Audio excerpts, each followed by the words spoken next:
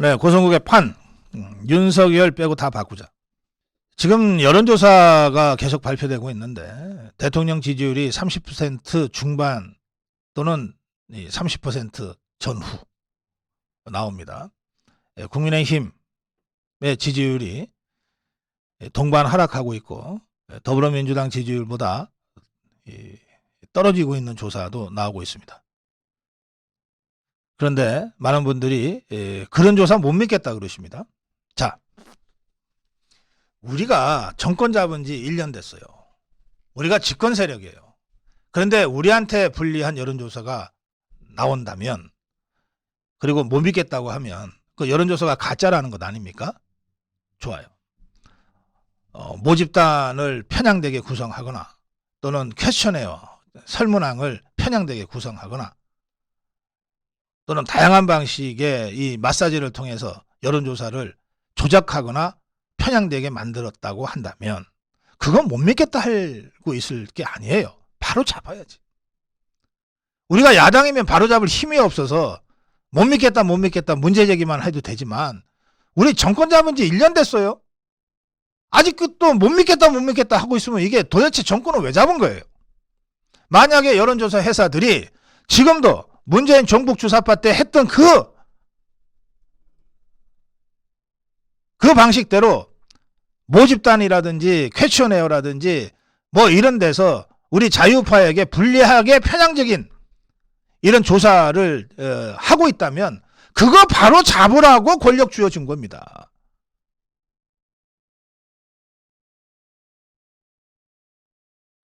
바로 잡지 못했다면 우리가 멍청한 거예요. 우리가 무능한 거라고.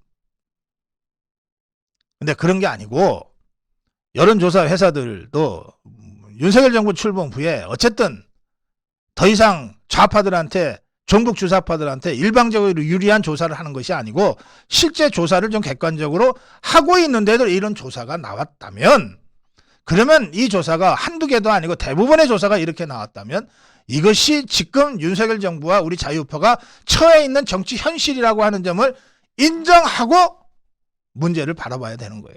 자꾸 못 믿겠다고만 해서 어떡하자는 겁니까? 전혀 정치적으로 오염될 리가 없는 고성국 TV가 의뢰한 코프라 여론조사 평판연구소, 우리의 자체 조사에서도 지금 윤석열 대통령의 지지율이나 국민의힘 지지율이 좋게 나오지 않아요. 그래서 민심이 안 좋다. 민심이 안 좋고 그것이 점점 더 나빠지고 있다. 전당대회와 김기현 지도부 출연 이후에 개선될 여지가 하나도 안 보인다. 더 나빠졌다. 이걸 현실로 인정하고 대책을 세워야 된다는 거예요. 못 믿겠다 해서 대책이 세워진다면 100번도 더 얘기하겠어요. 못 믿겠다고. 지금 상황은 그런 상황이 아닙니다. 저는 어제도 논평을 했습니다. 우리가 오늘 투표한다면 우리가 집니다. 오늘 국회의원 총선거 한다면 우리가 집니다. 내일 해도 져요. 모레 해도 질 것 같아요. 그럼 한 달 후에 하면 어떨까요? 지금의 김기현 체제로, 지금의 한덕수 정부로, 지금의 김대기 비서실 체제로 한 달 후에 선거하면 이길 수 있을까요? 두 달 후에는, 석 달 후에는. 그래서 1년 후에 선거를 치르면 우리가 이길 수 있냐 말이에요.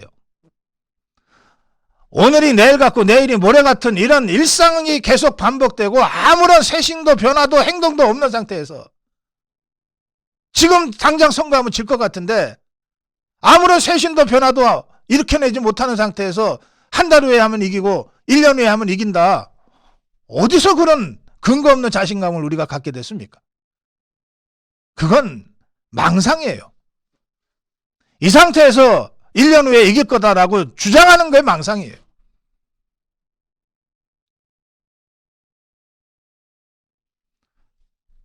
이대로 가면 오늘에도 지고 내일에도 지고 1년 후에도 진단 말이에요. 다행히 우리에게는 1년이라는 시간이 있고 이대로가 아니라 뭔가 근원적으로 정치지형과 선거지형을 바꿀 수 있는 시간이 있고 능력이 있어요. 그래서 우리가 이대로는 지겠지만 지금까지와는 다른 전면적인 쇄신을 통해서 정치구도와 선거구도를 확 바꾸면 1년 후에는 이길 수 있다. 이런 전략적 낙관주의를 가져야 되는 거예요. 정치에는 상수가 있고 변수가 있습니다. 너무나 많은 변수들이 있기 때문에 그 중에서 어떤 경우에도 변하지 않는 상수와 변해도 되는, 변할 수 있는 변수를 구별하는 것이 중요해요. 우리 정치, 우리 자유우파 진영의 입장에서 볼 때 어떤 경우에도 변하지 않는 유일 상수는 딱 하나 있습니다. 뭐냐? 윤석열 대통령.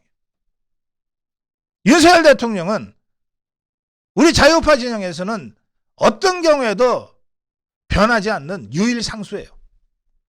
윤석열 정부를 성공시켜야 되고 윤석열 대통령을 성공시켜야 된다는 이 목표는 변할 수가 없어요. 나머지는 다 변수입니다. 나머지는 다 변수예요. 나머지는 다 변수이기 때문에 이럴 수도 있고 저럴 수도 있다는 뜻입니다.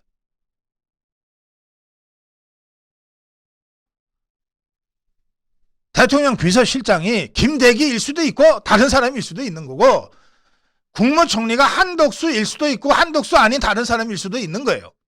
마찬가지로 당대표가 김기현일 수도 있고 김기현이 아닌 다른 사람일 수도 있는 거예요. 이건 이럴 수도 있고 저럴 수도 있는 거예요.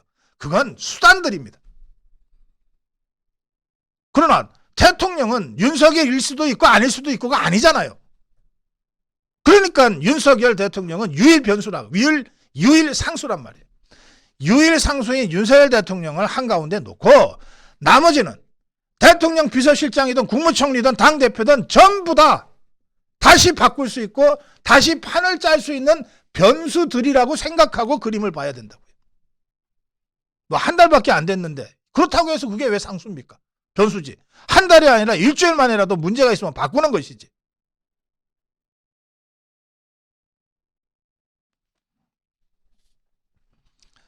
앞으로 남은 1년 동안 윤석열 대통령과 윤석열 정부가 또 우리 자유우파가 대한민국을 바로 세우고 올바른 국정 운영을 하기 위해서 총력을 할 겁니다.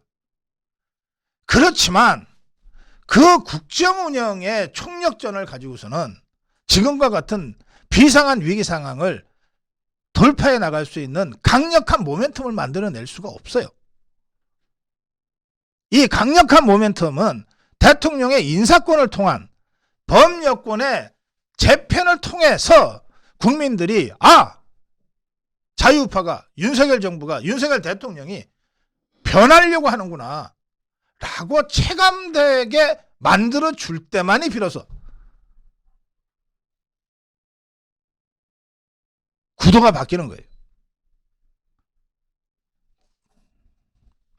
비상한 위기 상황입니다. 저는 지금이 비상한 위기 상황이라고 인식하고 있습니다. 저는 그렇게 인식합니다. 이대로 가면 지니까. 총선에서 지는데 이게 비상한 위기가 아닙니까? 이대로 가면 진다고요. 비상한 위기 상황이에요. 이 위기를 돌파하기 위해서는 비상한 전략이 필요해요. 통상적인 일반적인 전략으로는 안 된단 말이에요. 우리가 하루하루 열심히 하다 보면 언젠가는 그거는 태평성대에 하는 얘기예요.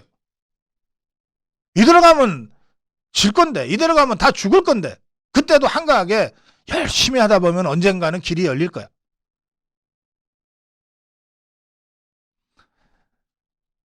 그래서 제가 말씀드리는 겁니다. 윤석열 대통령은 김대기를 대통령 실장 만들려고 대통령 된 거 아니잖아요. 한덕수를 국무총리 만들어 주려고 대통령 된 게 아니잖아요. 김기현이를 당대표 만들어 주려고 대통령이 된 게 아니잖아요. 윤석열 대통령이 대통령이 된 이유는 두 개 아닙니까? 대한민국을 굳건하게 만들고 대한민국 국민을 행복하게 만들겠다. 그거 말고는 모든 것은 다 수단이고 언제든지 바꿀 수 있는 거란 말이에요. 그런데 지금 우리가 정권 출범 1년 만에 심각한 위기 상황에 처했어요. 그러면 할 수 있는 모든 걸 다 해야 될 거 아닙니까? 그 할 수 있는 모든 것.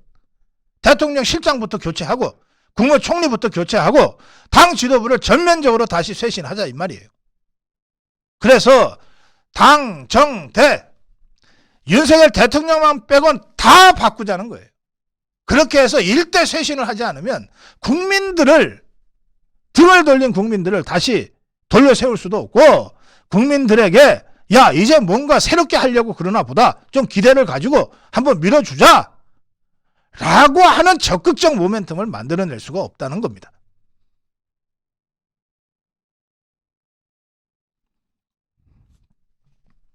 예, 마무리하겠습니다. 윤석열 대통령한테는 실패해도 좋다는 그런 권리 없어요. 실패해도 좋은 자유도 없어요. 이건 운명입니다. 윤석열 대통령 실패하면 안 돼요. 실패해도 좋은 권리도 없고 실패해도 좋은 자유도 없다고요. 무조건 성공해야 돼. 무조건 성공하고 무조건 승리해야 돼. 뭘 승리할 거냐? 정북 주사파들과의 투쟁에서 승리해야 되고, 그것의 최종적인 정치적 표현, 2027년 정권 재창출에 성공해야 된단 말이에요. 그때까지는 윤석열 대통령 실패하고 싶어도 실패할 수 없다는 거예요. 그러면 할 수 있는 모든 걸 다 해야지. 할 수 있는 모든 걸.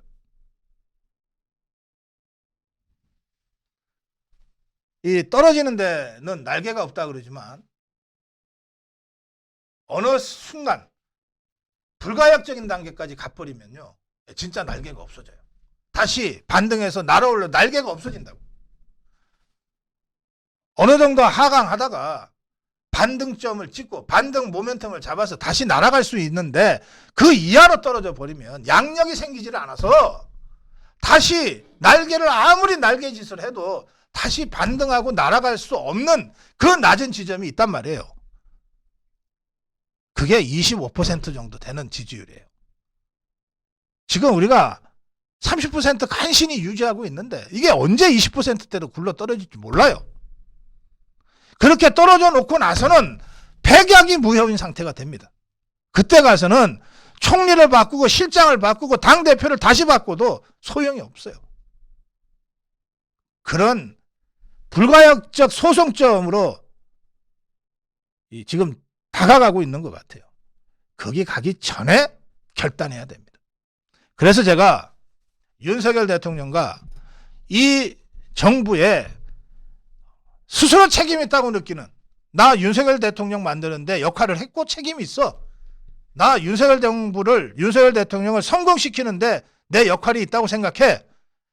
나 총선 승리, 대선 승리, 정권 재창출을 해나가는 과정에서 내가 역할이 있다고 생각해. 책임이 있다고 생각해. 라고 생각하는 모든 분들한테 제가 얘기합니다. 이 절박한 위기의식을 가지고